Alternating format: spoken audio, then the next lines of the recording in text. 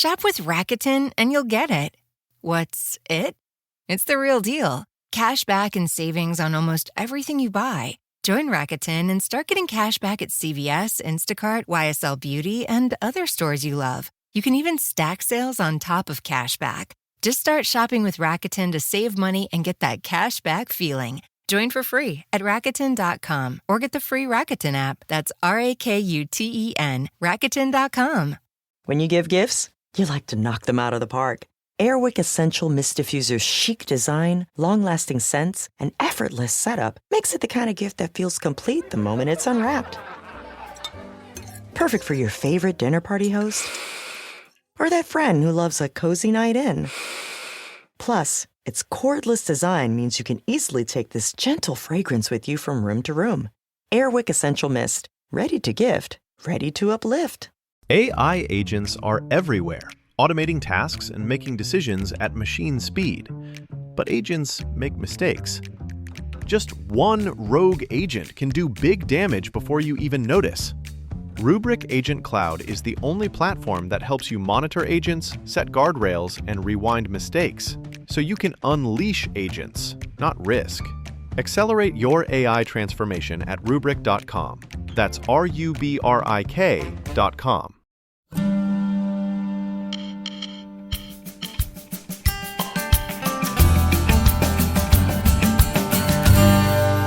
Hey, I'm Jenny. Welcome back to Big Little Lessons. Today we're talking about one of the greatest challenges every teacher faces, time. There is just never enough of it. Between curriculum, standards, special events, and all the unexpected twists of a school day, we're constantly juggling. Hi everyone, I'm Kristine, and here's the thing, it's not just teachers. Parents, students, and anyone with a busy job or life knows this tension too. We're always asked to do more, to go faster, while still being present. So how do we hurry up and slow down at the same time?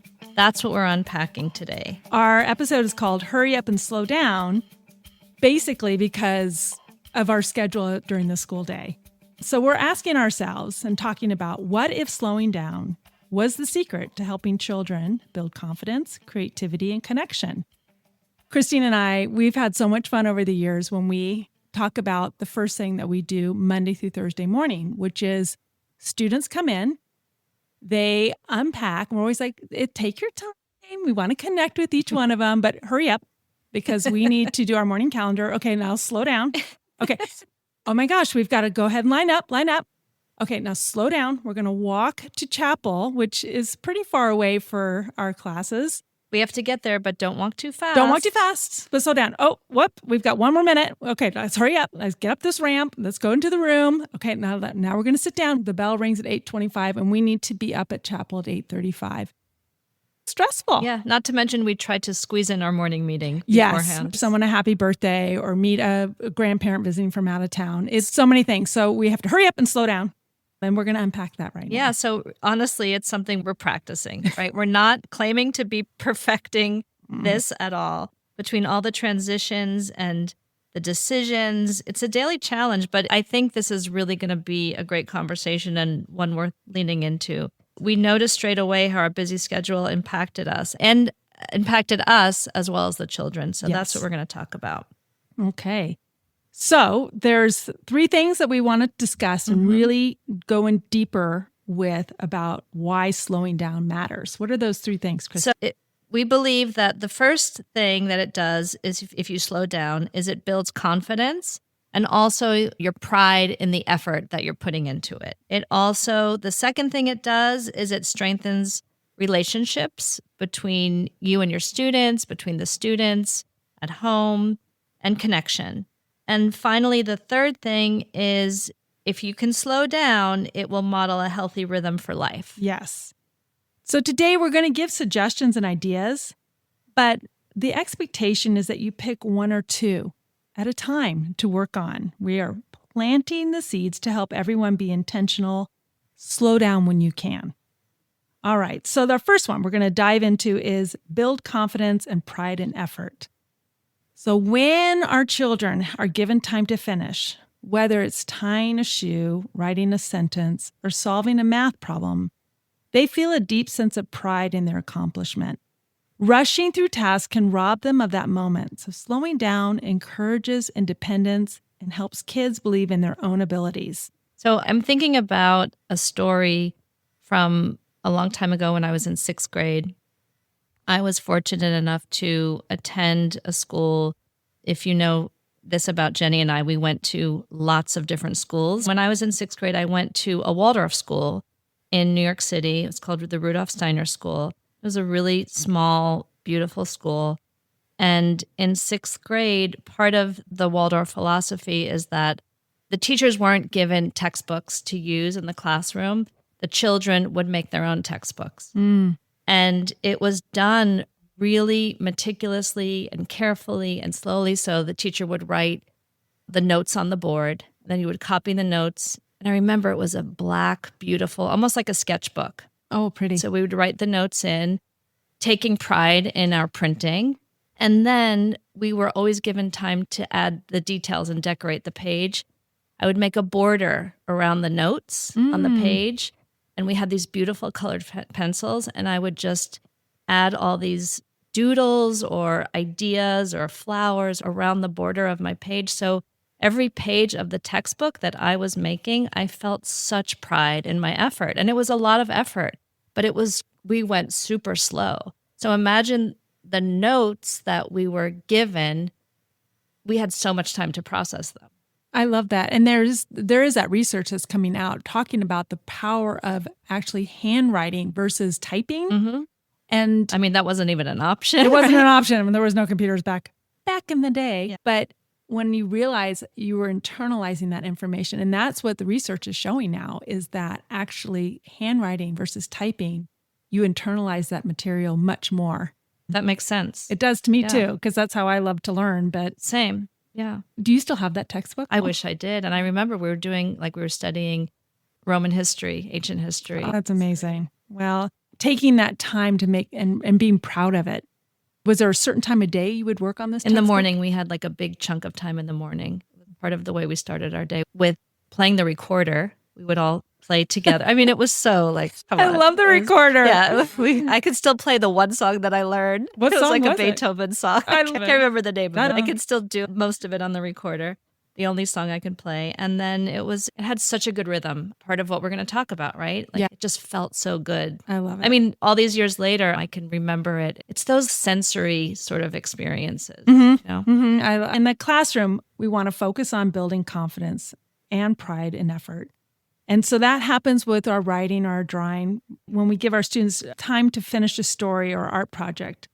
Instead of just getting it done, building in some extra time to let them add the detail, color, or creativity makes them really proud to share their work. Right? It's true. And there is a time and a place for it. So sometimes, like for our math, we're not spending 20 extra minutes doing the coloring. We're really working on building our number sense. So this might just be quickly coloring in something to show your work. It really does depend on the activity, right? The activity and the outcome that you're looking for. So, for example, one of the other things that I'm thinking of when you're talking is in kindergarten at the beginning of the year when we're learning letters, they have a page every day where they have to if it's the letter M, circle the things that start with the sound that M makes. But don't color them all in because there's definitely not time to color Never them in. enough And there's time. a lot of students that don't love to color. So I'm like, pick one thing. Pick one thing and do your best to color that one thing in or part of one thing. Yes. Breaking it down. Right. And like you said, having expectations, but not everything has to be done perfectly colored in. No, in math, like as you mentioned, allowing space to figure out the steps. Yes. So don't give the answer, talking about the importance of the process. So building perseverance, right? And that is, you and I have really struggled with that with math, thinking we've got to get through all this math curriculum. And when we know it's not working is when we call it spoon feeding the information. And we're like, open up. Okay, here's the answer. And it's like, this is not even worth anyone's time. No. And nobody feels good about it. But if It happens though. It does happen, but then we catch ourselves and we'll say, okay, this is not the easiest thing for most of our students are processing. And we have found it to be very helpful to take our time, slow it down, work in partnerships or in small groups, to have lots of conversations and talk about it. And it goes so much better. You can tell because you can see their confidence building. It's like they're working together. And in kindergarten, it really helps to work in some partnership versus by themselves. And because they need to talk about it. And it's such a good example of less is more, right? Is more. Absolutely. Yeah. And then also slowing down to build our confidence when we have things like show and tell instead of just, all right, next. We're done with that. Let's go. Hurry up. Let's just slow it down. Maybe not everybody gets to share on the same day, but having a schedule like today, we're going to have these students share. Then after lunch, another section of students so that everyone gets a turn. Confidence. And also, it's their first, real time in big kids school with making a presentation, speaking in front of a crowd, a small crowd. But I think that's huge. You want to make sure that it's done so that there's time and that the students that are listening are listening. Well, and one of the things that we do, which I love, is when a student shares something that's important, we have them take 3 questions and they have to repeat back the question. It's a really hard skill to learn, but I've seen adults have to do this too. So a student might say, how long have you had this teddy bear? And the student has to reply, Charlie's question is, how long have I had my teddy bear? And have to respond. And so they're listening and they're reframing it and asking a question. That is a huge skill, but you can see their confidence building and their pride in being able to answer the questions with a sentence to reflect it. So those are some of the things. Great. The other thing I'm thinking of is we take time for jobs for each student to have a job. Well, not each student. So half the class has a job. The other class is on vacation and they switch back and forth. They like it when they get to be on vacation, but, having ownership of keeping your classroom, being part of the community and keeping it going. Like everybody has a responsibility and together that's what keeps the classroom running. Yes. So, the thing that always comes up, it comes up at home and it comes home back in the classroom, is running out of time. No. What can we do? We're not quite finished. What do we do?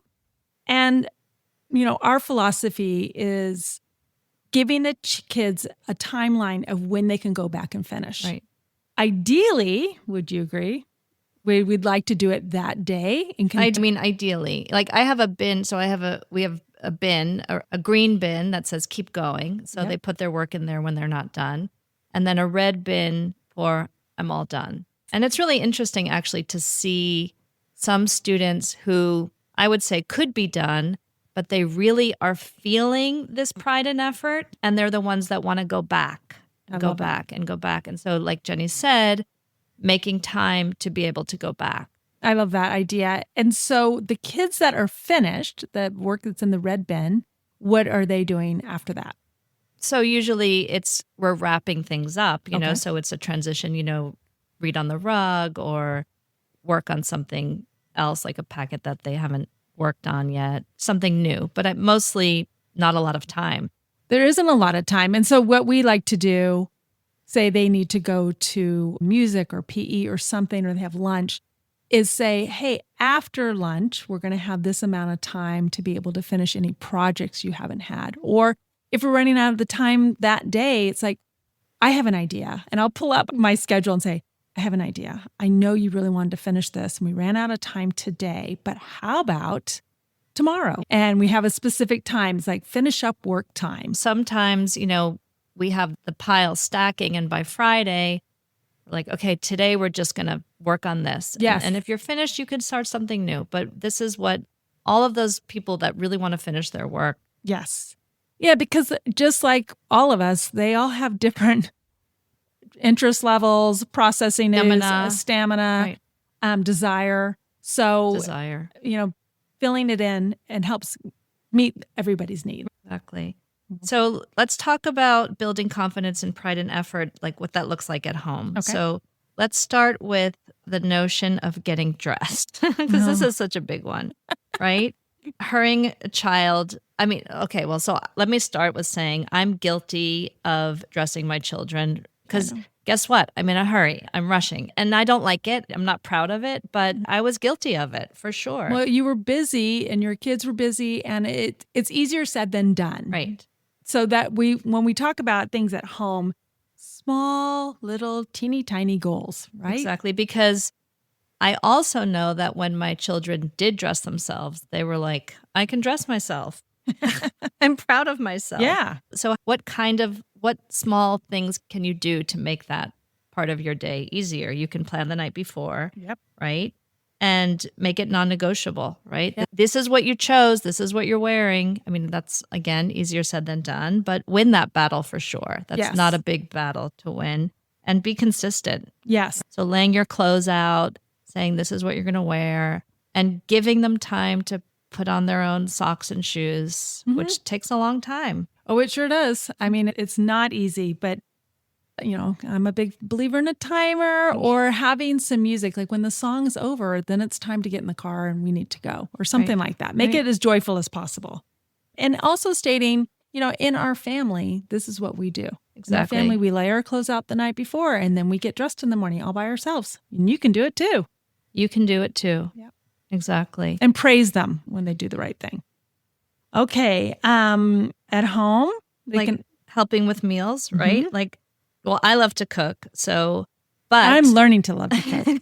I'm actually getting better. You are getting better. Well, but I'll never be like you, Kristine. It's okay. You might don't never say never, but I don't like a mess. I love to cook, but I don't like messes. Yeah. So when my kids were little, it was really hard for me to let them engage in the process without me feeling anxious about it because I didn't want flour all over my counter. But we cook in the classroom, and there's such value in letting them stir the pot, in letting them dump things in, and they take such pride in what they cook. So at home they would, and honestly, the children that are allowed to cook at home or that participate in cooking at home, you can always tell who they are. 100%. And they're also willing to try different foods. Right. And when they make it themselves, they're like, I'll try it. In the classroom when we do our cooking is when kids are participating, we don't force them to try anything. We're just Never. like, it's up to you. But they're more open to it Right. because they've helped prepare it. Everyone else is trying it, so there is the level of peer pressure. Yeah, the peer pressure it is real. But, it's also building their confidence and pride and effort. For sure. So have your child make dinner with you every night. I don't think that's realistic, but once in a while, Small goals. And maybe there's one night a week that works for the whole family. And usually that's the time when there's no school or weekday hours of working. So maybe it's a Saturday morning breakfast. Maybe you guys get into making pancakes every Saturday or something like that. But Yep. Sunday night dinner, some of those things, that really helps build that confidence. Right. What about chores? Did your kids have chores? Oh, I was the worst at this. I love the idea of the kids doing their own thing. But like you with dressing the kids, I was like, oh, they're so tired. They're so little. I'll just do it for them. Right. Making their bed. I did a lot of that stuff when they were little. And I think sometimes it becomes a habit and you get just tired, but it's always good. And I feel like there's those benchmarks like a new school year or a holiday break. It's time to introduce and reevaluate. Maybe our kids should be doing a little bit more. So like the girls started doing their own laundry in middle school. Right. I think because my mom did that, I complained about not having some clothes in 7th or 8th grade. And she's like, follow me. And she showed me the washer and the dryer. She's like, you're in charge of your own laundry from now on. Welcome to the real world. And so that was one thing I did well. But when they were little, I didn't ask them to do enough. And I mean, one time I had them wash the patio table and Gracie breaks out into the Annie song, It's a Hard Knock Life. She was scrubbing the patio table, but they had so much fun. I love it. So I And felt it's like, true. And listeners, honestly, parents out there, kids love to do it in the classroom. They really do. especially at the beginning of the year. Especially at the beginning. But I think for chores, like I always would say, start small, like put your clothes in the laundry basket. Yes. I feel like that's such a attainable one. Yes. Or water a plant or something small, right? Yeah, we got big on clothes in the laundry basket. They both did ballet for years and years and years. They were in charge of getting all their ballet stuff together. Right. And they could do it. I mean, those little ballet slippers, by the way, and tights, they just wander off, but they got very good at making sure they had their ballet stuff, their bobby pins, all those little tutus and stuff like that. Critical, like putting your backpack in the same spot every day. Those routines that I think just will eventually build into, you hope they would build into your life. Like, so for example, when I come home, I put my car keys, my purse in the same spot, my car keys in the same spot. My husband, on the other hand. What does Don do or not do? He loses his car keys, his phone, and wallet at least once a week.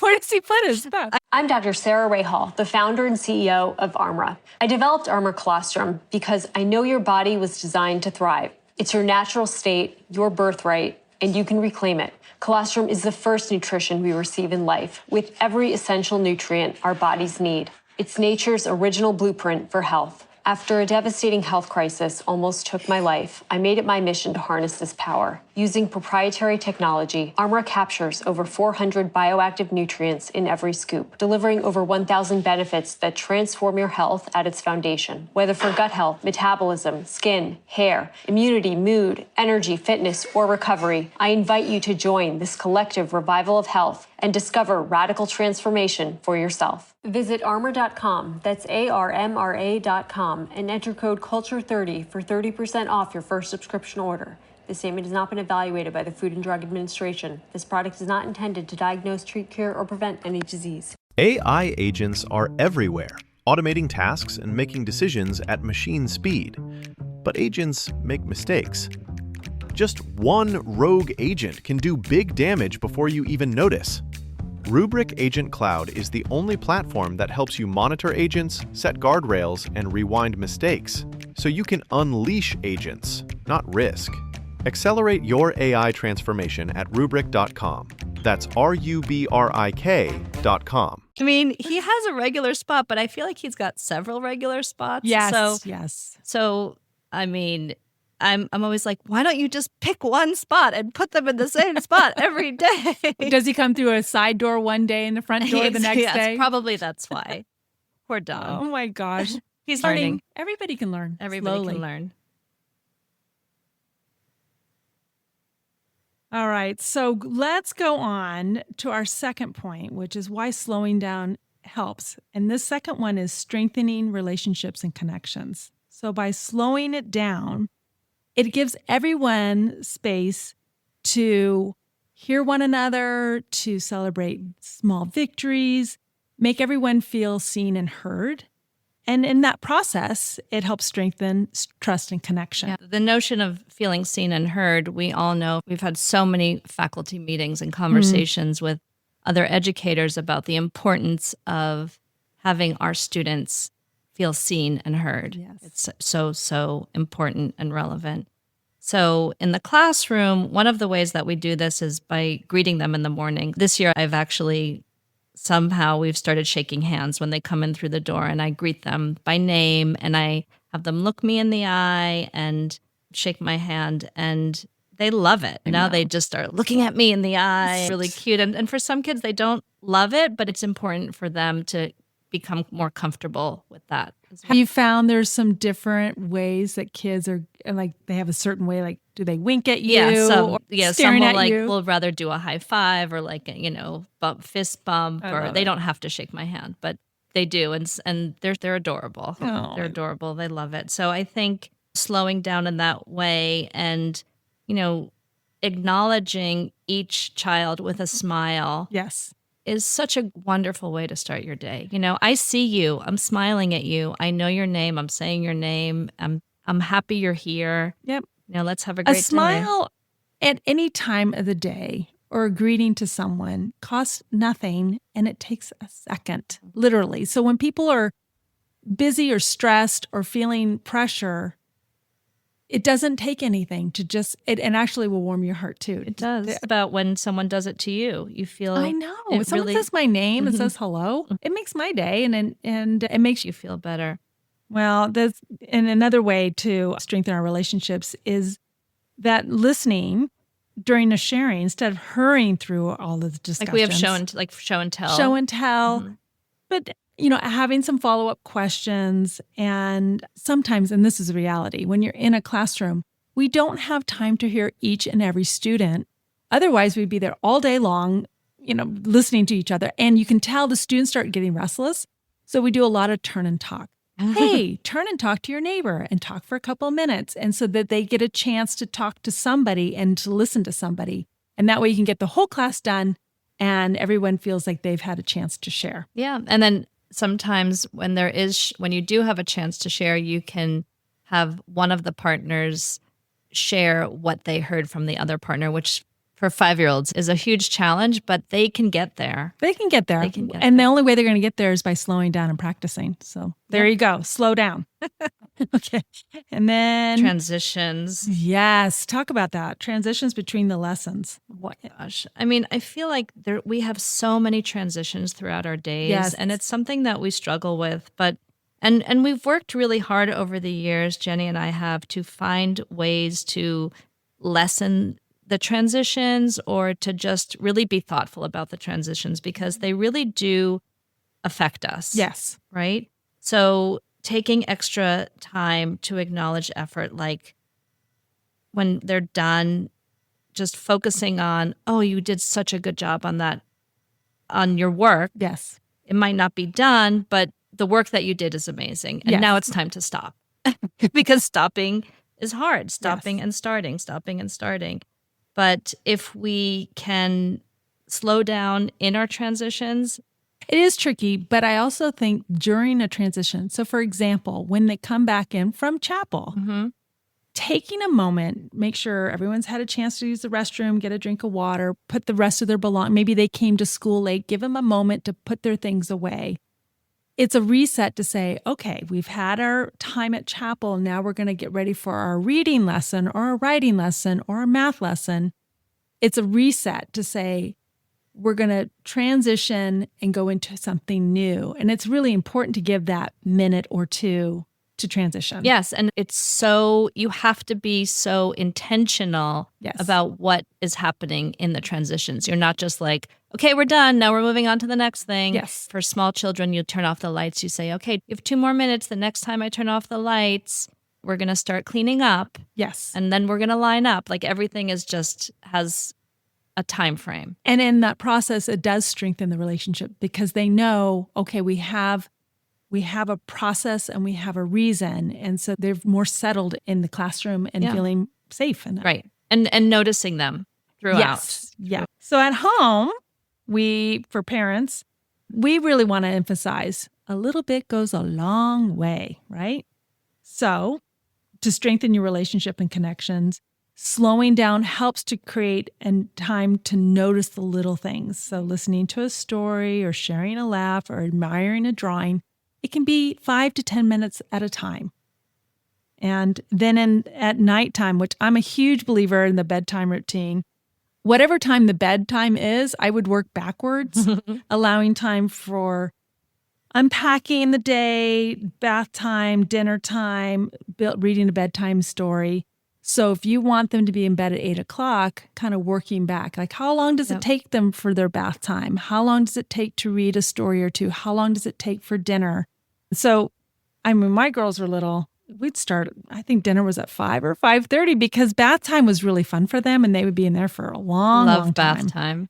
And so it was our time to talk about the day, plan for the next day. And so instead of just rushing through, because I'm not a nighttime person, I never have been, I was like, I need them in bed early, especially when they were teeny tiny. They give up naps at age 2. So it was dinner time at 5, bath time at 5:30, in bed by 6:15, 6:30. And because I needed them to go to sleep because I didn't have a nap in the afternoon. But taking those few extra moments to read a story or to talk about a day, it just builds trust and strengthens the bond. Right. Like having them pick out the books that they want and snuggling up in there. They smell so good. I miss those days. Having flashbacks. Another important one, I think, is mealtime, right? Conversations to make those connections. So, so important. And for me, this wasn't easy, honestly, either because, well, I was single raising my kids. So I was scrambling a lot. But so my parents did the best they could and they were divorced and there was lots of back and forth. So it wasn't something that I was raised with. But what I was raised with, which I have such wonderful memories around, are Sunday night dinners and dinners with my grandparents. And sharing that time together because it was a huge meal. It was a big Italian meal. There was so much food and so much conversation, and it was loud. And so I implemented that in my family when my children were little. I said, okay, well, I can't get it together during the week, but I have to. I also thinking there's value in this. Like I knew there was value in it, and I needed to make it happen because I was the one, making it happen. Yes. So I implemented Sunday night dinners, and we still have Sunday night dinners. Everybody comes to Sunday night dinners. But parents, I really am so impressed with people that sit down for dinner every night. I think there's such value in it to have a conversation, to talk about the thorn and the rose. What was the best part of your day? What was something hard? Tell me about something that happened with your friend today. It's a great time to have a conversation that's authentic, not necessarily forced. Yes. You're doing it consistently, right? I agree. And you can even incorporate, here we go, dinner, and then everyone helps with the dishes afterwards. So you're also building confidence and pride and effort all at the same time. There's a lot surrounded by around Well, dinner. and I think in my family that was the case too. Like everybody knew what their job was. Like some people set the table, and some people cleared the table, and some people did the dishes. Yes. But that was always part of it. Like when I would be with my cousins, I had a huge family growing up. So everybody knew that they had a responsibility to participate in this gathering. I love it. Yeah, so important. Yeah, I love the mealtime conversations. And I was like you, there was no way I could do family dinners every single night. But in my girls' eyes, they think we did because we had some mini meals together, probably in a course of a week, 1 or 2 together. But in their minds, we sat down together every night. Love that. Well, we didn't, but I'm glad you think so. I love that. And I've spoken to families who will say, well, I'll feed my kids first. Yes. But they're still sitting down together. The kids are, and maybe with one parent. And then because the spouse will come home later and then they'll have dinner together later. But still, I mean, there's still routine in that, and there's still connection, and there's still routine. So that's fantastic. Yeah. So. Okay. And we also want to talk about that it strengthens relationships if we have some unhurried play. Love this. Yes. My children went to preschool, and I loved the preschool director, and he had a theory. And his theory was, because I would say, everybody would say, I have no time to play with my kids. I have no time to connect with my kids. And he was like, 15 minutes. 15 minutes. And I know, Jenny, you love timers. I do love timers. And 15 minutes seemed doable to me because I would say, there's 2 of you. You don't need me. You can play Legos together. Yes. But he would say, 15 minutes, get down on the floor for 15 minutes with your kids. Get down on the floor for 15 minutes and engage and play with them for 15 minutes. And when I did it, and can't say that I did it every night, but when I did it, it felt so good to me. I'm just having this memory of you when the boys were little and they were really into Legos, and you had a really good time with them sorting your Legos, which is so you. Let's organize this mess. How about it? And the kids helped you with it. That probably was way longer than 15 minutes. Oh, yes. But it was a project you worked together. Yeah. Yes, I agree. I have a neighbor, and I had both her students in my class, and she instilled from when they were little unhurried playtime, which was, she called it her quiet time, where the boys would play in their room by themselves. Nice. It was a time in the day, in the afternoon, where each person had to go to their room. They could nap or draw or play with their toys quietly in their room. She's like, it just saves everybody. It gives a little reset. And the kids want to build or do whatever they wanted. They had that time in their room. And I think she worked up to about 45 minutes. And they were like preschool, kindergarten, first grade. But it gave everybody a reset. Oh, I love that. So let's talk about how slowing down models healthy rhythms for life. Mm-hmm. I think this is so great, right? I agree. So if you think about us and, as adults and children, they absorb the pace that we set for them. They're not setting the pace. We're setting the pace. Yes. So if adults are rushing, kids come to see that as rushing, that their life is rushing. Their life is in a race. But when parents and teachers show balance by pausing and breathing and allowing space for children to think, they'll learn patience and focus and even the value of being present. So these rhythms will hopefully become lifelong habits. I agree. So we set the tone for these kiddos. We do. We are in the classroom, we are setting the tone for the energy that's happening. And at home, you're setting the tone for your family's life. The truth is, we're all going to have moments where we have to hurry up and rush.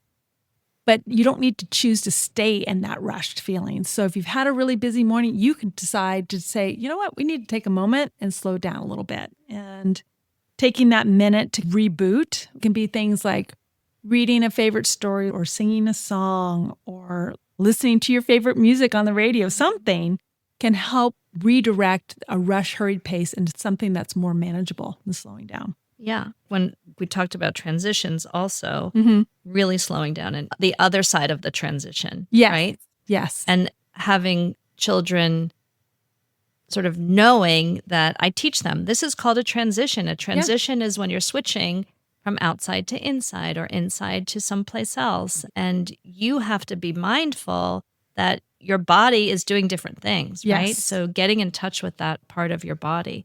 If you look at it as like an athlete, say it's a track runner. I love that. A runner doesn't, you say there's a fast runner. They don't run the 440 and keep running fast.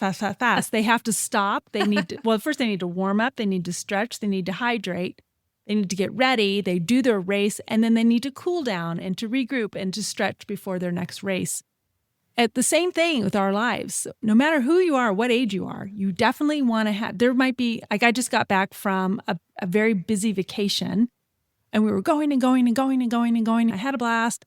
I got home and it's something about coming home. I was like, I can't move anymore. I slept hard and I rested yesterday and I feel so much better. So that's kind of what we're talking about in the classroom. If we look, kindergartners have a lot of energy. We have to set the tone to say, hey, you can't go a million miles an hour the whole class day. Let's have moments where we're going pretty fast, but then we need to slow it down. You know, I'm thinking about our children have been in school when they come to us already for at least 2 years, most of them more than 2 years in preschool. And so when they arrive to kindergarten, they no longer take naps. No. They used to take naps. And I thought that was such a wonderful way of slowing them down during the day. Yes. And they're tired. They're doing a lot. They have a lot of transitions, right? Well, and you think about it too, they don't go home half day. It's a full day. And most students are going somewhere after school, whether it's childcare or some sort of activities. So they're going full tilt from early morning to dinner time. And when we hear from parents at the beginning of the year how when they get into the car, they just sort of fall apart because they're not slowing down enough. No, I know. But, back to having a healthy rhythm. When we've completed certain small victories, like a reading unit, we'll have a little celebration of sorts. Dance party. Dance party is always fun. And just reflecting on how much we've learned and where we're going to our next part of it. But having a little celebration to say, job well done. And not just like, check, we're moving on. It's just sort of thinking about what you did and taking pride, but in the way that you do it by making time for acknowledging it. Yeah. So at home, how can we model healthy rhythms for life? So first of all, allowing more time and pacing it out. I think sometimes we try to cram too much into our days. So if you find I cannot slow down, you probably are asking too much of your family. There's the routines of the morning, which can always be very frenetic, especially if you're not a morning person. That can really, you sleep through the snooze button a few times, you're in a panic. So Kristine and I, because of necessity, having things planned out the night before goes a long, long way. If it's a backpack that's already full, put it in the car. It's one less thing you have to think about. It's true. Making lunches the night before. Yes. Right. Yes. Also, speaking with you, I loved, part of my bedtime routine with the boys was to snuggle up and talk about what's happening tomorrow. I love that. You know? It gives you a peace of mind. It's like, I actually know. It kind of helps you get prepared to go to sleep and have a good night's sleep, knowing that things are already in place.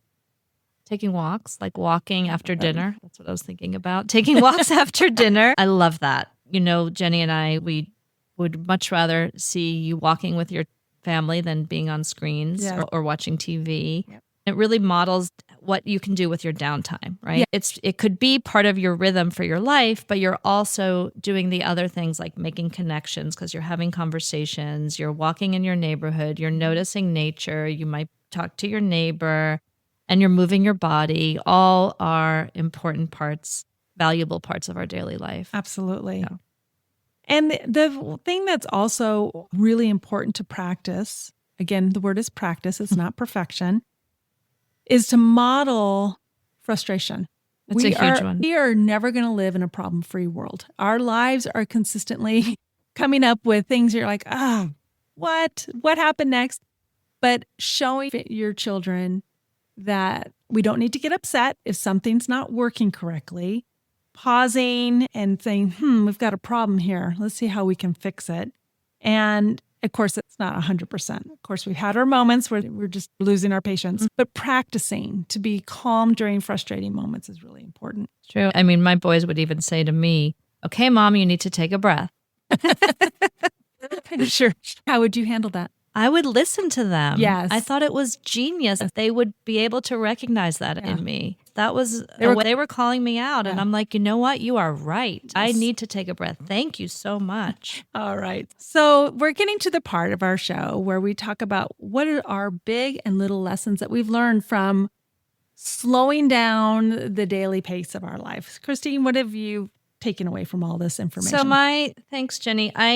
This was a great conversation. The big little lesson definitely is this. So slowing down is not wasted time, right? Say it again. Slowing down is not wasted time. When you slow down, you're not wasting your time. It's what gives us the chance to grow. It builds confidence, it builds connections, and it teaches us a healthy rhythm. But it's really not wasted time.